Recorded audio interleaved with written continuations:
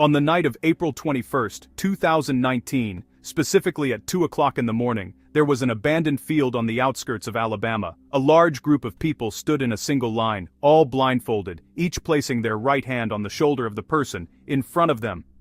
There was complete silence, and suddenly they heard a voice saying, "There is an agent among us, leaking the Brotherhood's secrets.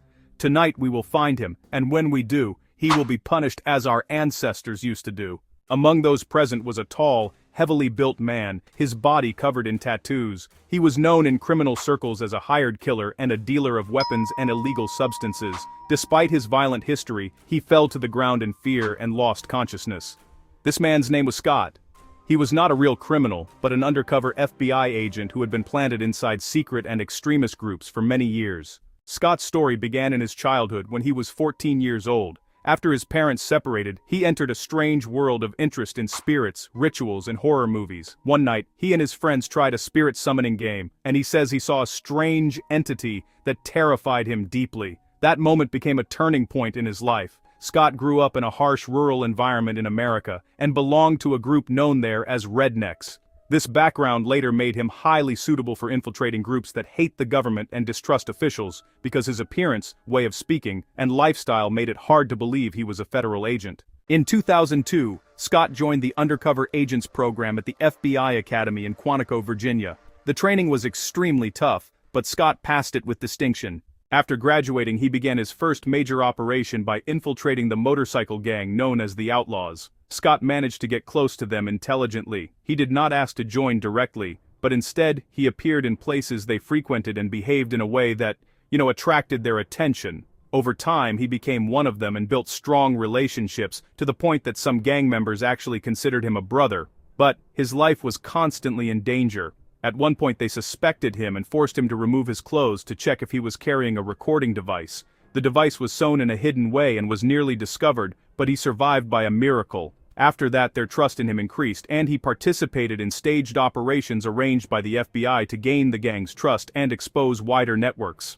After years of psychological pressure, Scott broke down because of his double life. He was living among real criminals, forming friendships with them, and ultimately helping to arrest them. The Outlaws operation ended with the arrest of many gang members, some of whom received long sentences. After that, Scott entered an even more dangerous phase, infiltrating the Ku Klux Klan. He contacted them through a designated number and presented himself as someone suitable for their world. Due to his appearance, rural background, and manner of speaking, he gradually gained their trust. Scott attended secret gatherings and strange rituals, and he had to learn the group's symbols, rules, and internal book. After years of testing, he became an accepted member among them, but he discovered that the KKK was not the end, but rather a gateway to a more extreme and dangerous group known as the Base. The Base was an armed neo-Nazi group seeking to spread chaos and accelerate the collapse of society, aiming to ignite a civil war and build a new racist system. Scott got close to the group's leaders, even becoming responsible for training some of its members. Scott became aware of dangerous plans that included attacks, sabotage, assassinations, and spreading chaos. The closer he got, the greater the psychological pressure became. He felt that he had become a pawn in the hands of a merciless group. At one secret meeting, Scott stood blindfolded in the field with the rest of the members. They heard strange footsteps and a voice saying there was a traitor among them. Scott believed his end had come, because he was the real agent. Out of fear, he lost consciousness, but surprisingly, suspicion fell on someone else, and Scott survived.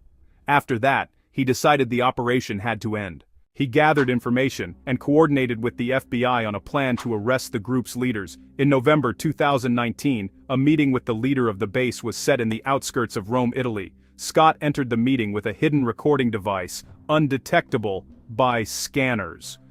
As soon as the meeting began, authorities intervened and arrested those present. With this operation, Scott's role within one of the most dangerous secret groups he infiltrated came to an end. After many years of undercover work, pressure, and danger, he left field work and devoted himself to teaching at the academy where he had trained. Scott's story remains one of the strangest undercover stories. A man who lived for years among gangs and extremist groups, gained their trust, and then helped bring them down from within.